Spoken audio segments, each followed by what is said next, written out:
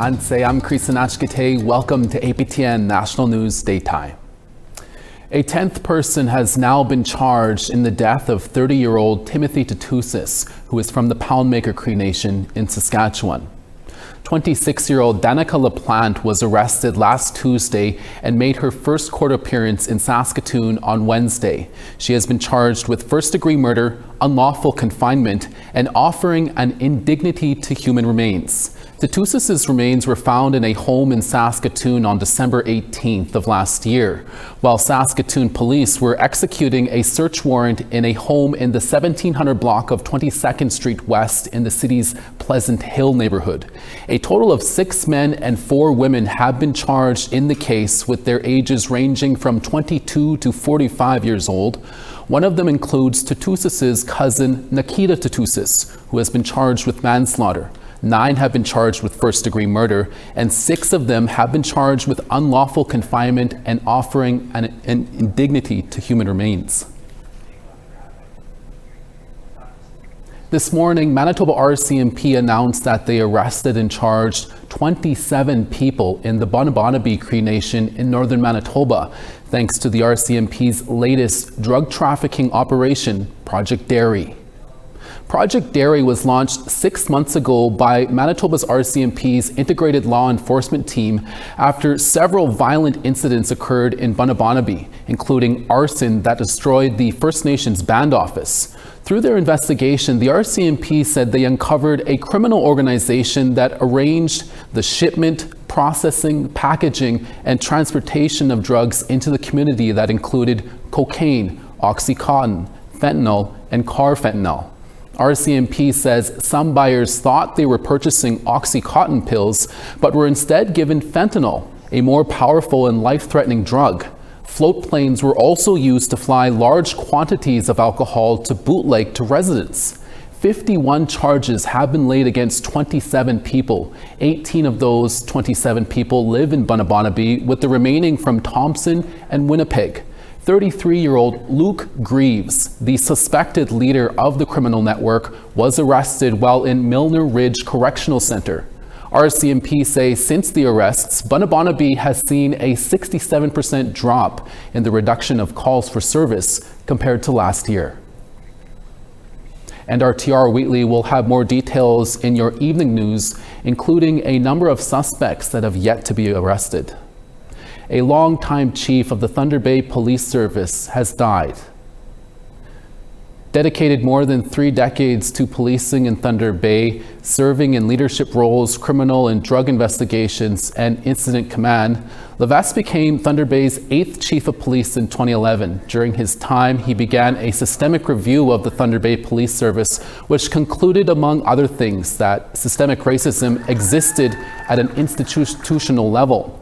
Levesque retired in 2018, just months after he was acquitted of charges of obstruction of justice and breach of trust. Levesque's successor, Sylvie Hoth, is currently facing 1 count of obstructing a public or peace officer, 1 count of breach of trust, and 2 counts of obstruction of justice. Hoth's charges go before the courts in April of next year. Ontario's police watchdog has found no reasonable grounds to believe a Anishinaabe-Aski Police Service officer committed a criminal offense in connection with the death of a 40-year-old man in Deer Lake First Nation this past summer. The Special Investigations Unit also says the officer's gunfire was a reasonable force of self-defense. Here's an update from our Dennis Ward. Officers went to the residence in Deer Lake First Nation, 580 kilometers northwest of Thunder Bay, to take the man into custody on the strength of 2 arrest warrants. According to the SIU, the man grabbed 2 knives and refused to drop them, and kept going in and out of the home where women and children were present. The man, later identified to APTN News as Eric Nothing, eventually emerged from the home with 2 knives and his shirt on fire and ran towards a NAPS officer. The officer fired 5 shots. Nothing collapsed and was pronounced deceased at the nursing station. Nothing's death came nearly 1 year after his father, Bruce Frog, 57, was shot and killed by an Ontario provincial police officer in Anishinaabe Park in Kenora, Ontario on June 25, 2024. Treaty 8 First Nations were in Ottawa on Thursday morning to voice their opposition to a memorandum of understanding signed between Ottawa and Alberta. Part of the MOU is a proposed pipeline from that province to the west coast of British Columbia. The MOU was signed last month by Prime Minister Mark Carney and Alberta Premier Danielle Smith. The federal government has taken heat for not consulting coastal First Nations or the BC government before signing the MOU. The Treaty 8 chiefs say they were also not consulted. Terry Villebrun is the acting chief of the Athabasca Chipewyan First Nation in northern Alberta. She says the community is staunchly opposed to any pipeline project for this and other reasons. To increasing production of tar sands by 100 million barrels a day. No to increasing toxic tailings in our backyard. No to lifting the tanker ban on the West Coast. And no to Pathways carbon capture. And no to the MOU within Alberta. We stand in solidarity with the coastal First Nations, and Prime Minister Carney would have known this if he had bothered consulting us. This week, there are growing calls for the NDP government to repeal the province's Declaration on the Rights of the Indigenous Peoples Act. It comes after a court ruling found some provincial laws were inconsistent with the act. As CTV's Rob Buffum reports, even the Premier is critical of the ruling, saying it's an overreach by the courts. The Conservatives' new interim leader, Trevor Halford, wants the NDP to come back early from its Christmas holidays so the government can repeal DRIPA, the Declaration on the Rights of Indigenous Peoples Act. I don't think that we can wait over 60 days until this legislature reconvenes. The demand after a BC Court of Appeal ruling released Friday that found the province's mineral claim system was inconsistent with the United Nations Declaration on the Rights of Indigenous Peoples. The court also saying that BC should immediately incorporate the UN Declaration in all its laws. And where they are inconsistent, the province should get its laws in line with UNDRIP, and the courts can intervene if it doesn't. Right now, we are in the absolute throes of uncertainty. That's across British Columbia. Premier Eby says his government won't repeal DRIPA, but will make amendments to it. When we set up the Declaration of the Rights of Indigenous People Act, we were very clear that this wasn't the territory of the courts. This is the territory of government negotiating with First Nations, setting the pace and choosing the laws to bring into alignment. First Nations leadership say even amending DRIPA would hurt reconciliation. If there isn't any amendments and there's any way that this is waters down DRIPA, I think there are many First Nations will take it into their own hands and use every tool in their shed, if you will. Friday's decision following the Cowichan Tribes case that has created uncertainty regarding property rights in Richmond prompted the Independent Contractors and Business Association of BC to also push for the province to immediately repeal DRIPA. The very basic issue here is who owns the land and who has the right to make decisions on the use of that land. Now, that's fundamental to everything in our economy. The Premier says the government is still reviewing the court decision and doesn't want to rush the amendment such that it could create further uncertainty. So don't expect politicians back here until mid-February. Robert Buffum, CTV News. We're always looking for your feedback or story ideas. Here's how to continue the conversation with us. If you have a story you want to share, send us an email to news@aptn.ca. To read and watch our stories, go to www.aptnnews.ca. You can also find us online on your favorite social media sites, including TikTok, YouTube, LinkedIn, and X. Follow APTN News to join the conversation and see our latest stories. We have more news after the break. Stay with us.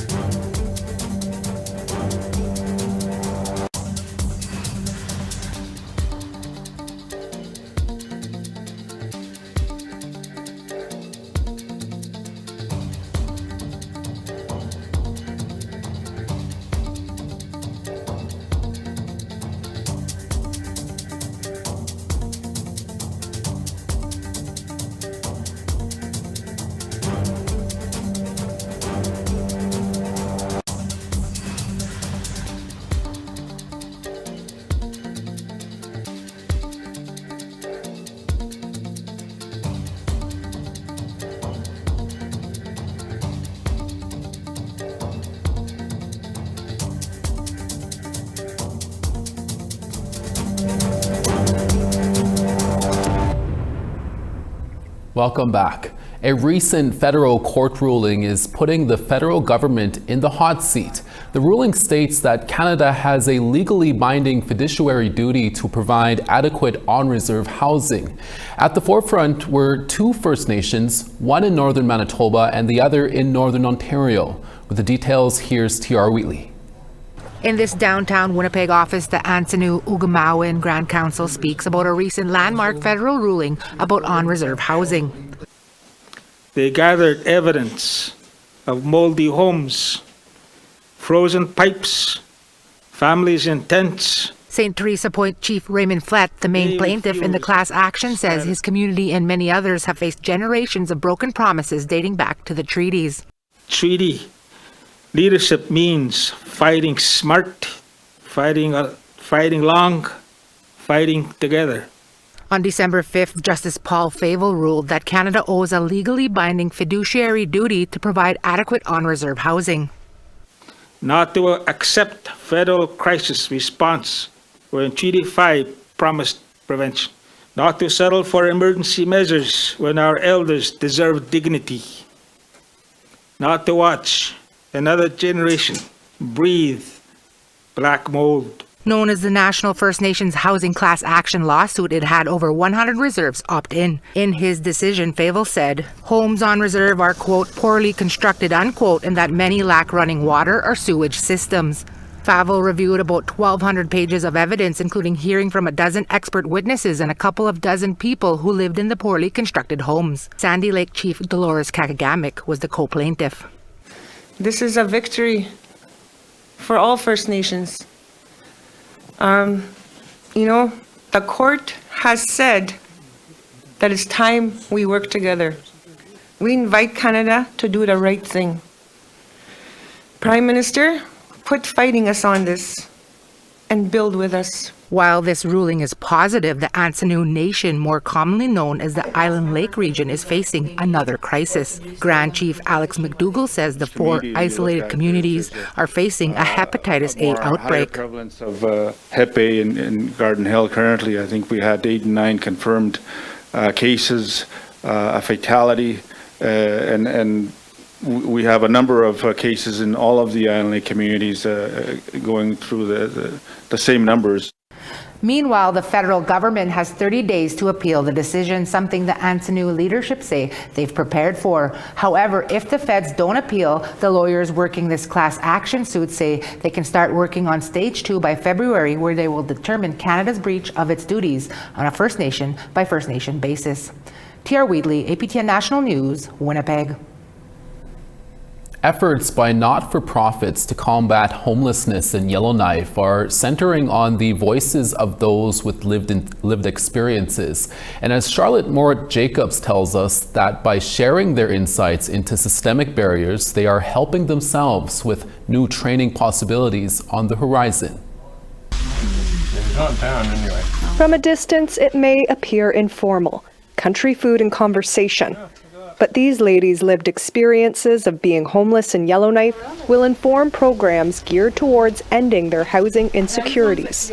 We have an advisory group of... Almost everyone here had permanent housing at one point, but systemic barriers to maintaining it got in the way. The price was too expensive, and knowing that, having a spouse actually does help with the rent. My roommates, they didn't pay rent for so long, so I ended up going to rental court, and they said I owe $4,000 for rent. Since then, I've been going in and out, home center, children's center. I think like $22.50 a month for a 3-bedroom, 2.5-bathroom apartment, and our arrears, it was like under $10,000. I got that paid off. The city's most recent point-in-time count shows a significant rise in the unsheltered population. And then I just started partying, and addictions came into place. Yeah, addictions came into took over, and I was supposed to go to a rental board or whatever to see if I can keep my place, but I didn't go to that. From the 2024 homelessness count data, 74% of individuals experiencing homelessness report substance use issues, and 41% say they struggle with mental health. And challenges may not end when women do secure housing. And now I have an apartment, but doesn't feel like home. It's too scary because I'm not used to living like that. If a drug bust in Yellowknife, my freaking hall is crazy. So what will come of these testimonies? That's where Elder Marie McGregor Pitawataquat comes in. She serves as the chair to the National Indigenous Women's Housing Network. This other little room here, this is the sleeping room. She shared her experience being homeless with APTN in 2018, when she was forced from her home in Whitefish River First Nation over a proposed commercial development. What brought me here was a project called Developing a Toolkit for Indigenous Women in Housing. And it's for Indigenous women to learn what is required in order to enter a trade, particularly housing, and what are the tools, what are the resources that we will need to have. I was thinking about it like that, because I know I have a dad, but what you said about pre-trades, maybe they can just teach me how to just build a small box house, and then I'll start from there. The prospect of training piques their interest. Data in hand, the network will now look at partnerships in the north to see what type of housing Indigenous women need and want, with hopes of starting culturally rooted training and building programs. And when we can learn how to build our own homes again, we will need to know how to use the heating system, the energy system, the water system, how to take care of that home, because we've built it. And because we've built it, we have pride in ownership, and we have the responsibility, and we will be most willing to take care of our own homes again. Charlotte Mort-Jacobs, APTN National News, Yellowknife. We now want to tell you about this week's 3 web poll questions. Over on our website, we ask, do you feel the court rulings will lead to real improvements in water access and housing for First Nations? You can answer yes, no, or unsure. Our second question is, are you confident essential services will be maintained while the federal government reduces its workforce? And the options are again, yes, no, or unsure. And lastly, we want to know, do you believe residential school denialism is growing in Canada? You can choose between yes, no, or unsure. Please go to our website at aptnnews.ca to have your say. We'll post the results next week. Our 12 Days of Indigenous Languages is up next, plus we'll tell you what our French viewers can expect on Nouvelle Nationale today. Stay with us.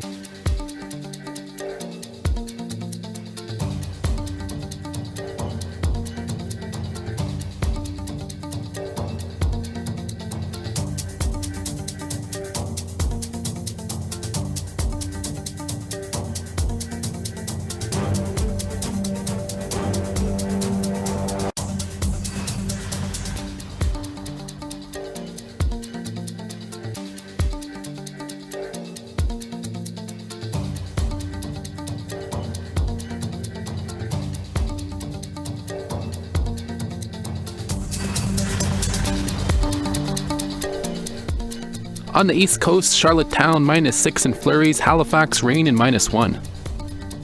Anujiwak clear skies and -12, La Grande River -4. Val d'Or -9 and flurries, Saguenay showers and -8. Toronto -2, Sault Ste. Marie cloudy and -7. Sudbury partly cloudy and -9, Thunder Bay flurries and -9. Clear skies in Churchill at -18, Thompson -23. -21 in Winnipeg, Dauphin -25. Sun's out in Saskatoon at -30, Regina -27. -37 in Uranium City, La Ronge -29. Sun's out in Fort McMurray at -19, Peace River -16. Calgary -9, cloudy in Lethbridge at -5. Rain in Tofino at 10, Vancouver 9. -19 in Dease Lake, flurries in Prince George at 1. Old Crow -23, Whitehorse -20. -16 in Fort Simpson, Yellowknife -19. Paulatuck -13, Tuktoyaktuk -18. Baker Lake -22, Chesterfield -25. And Arctic Bay -29, Resolute -25.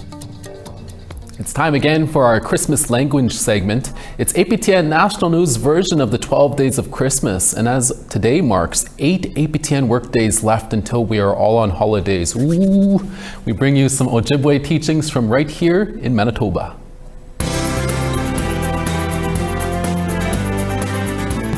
My name is Ethel Straker. Ethel Dishnikas, Saing Doji, Mimi Bing. I'm from Barons River. Mino Makshegi Jigan. That's a good one. I was going to go along the line of traditional Christmas we used to have, or Christmas morning. Like, you know how some people wait for Christmas morning to open their gifts and stuff. With us, it was different because it was time to go house to house. It was almost like Halloween in a way, because everybody would hand out candy to the kids. And then by the afternoon, that's usually when it would stop. Like, so you would have to get up in the morning. It was like an open house on the reserve, I guess. Like, the adults would go to whoever they knew, I guess. They would go there for the main meal, and then they would go to another house for dessert, or another house for side dishes, that kind of stuff. Like, after a while, people knew which ones had the best cabbage rolls, you know, or best meatballs, that kind of stuff. So, or else just fried bread and stuff like that. It was the same thing with New Year's, but with New Year's it was different. Like, when you went to the house, you would have to kiss the owner and wish them a Happy New Year. Mino Makshegi Jigan. Mino Makshegi Jigan. I do a lot of baking with my grandkids. So, Pakwejiganesek. Pakwejiganesek. There. Pakwejiganesek. That's what we make. One cookie is Pakwejigan. Like, they enjoy baking.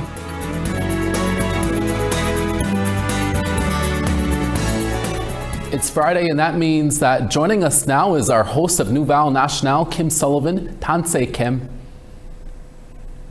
Hey, Creason. Tell us what to expect on tonight's broadcast. Well, as per usual, we packed a lot in our tiny 30 minutes. Our French viewers will get to hear about a unique publication that not only celebrates an anniversary, but also highlights the importance of Indigenous ways in education. And with that came the testimony of an Indigenous provincial minister who struggled herself through schooling. Her testimonial was inspirational, to say the least. You also traveled into a community this week, I hear.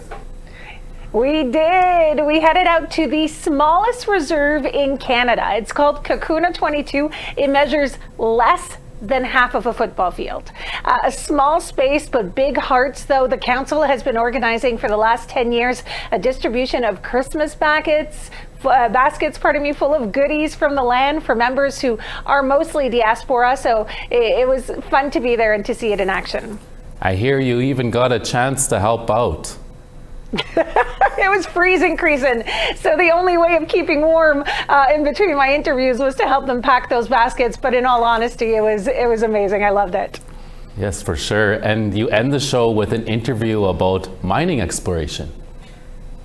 I actually do. It is a very interesting interview. The nation of Esipit is saying no to mineral exploration on their protected land.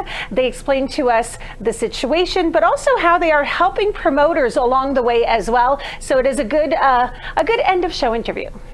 Sounds like another great show. Thanks so much, Kim. Join us tonight at 6:30 Eastern. And that's your daytime newscast for this Friday, December 12th. Dennis Ward is back for your evening newscast in a few hours. Please join us then. From all of us at APTN National News Daytime, hi miigwech masi cho. Thank you for watching, and we'll see you again next day.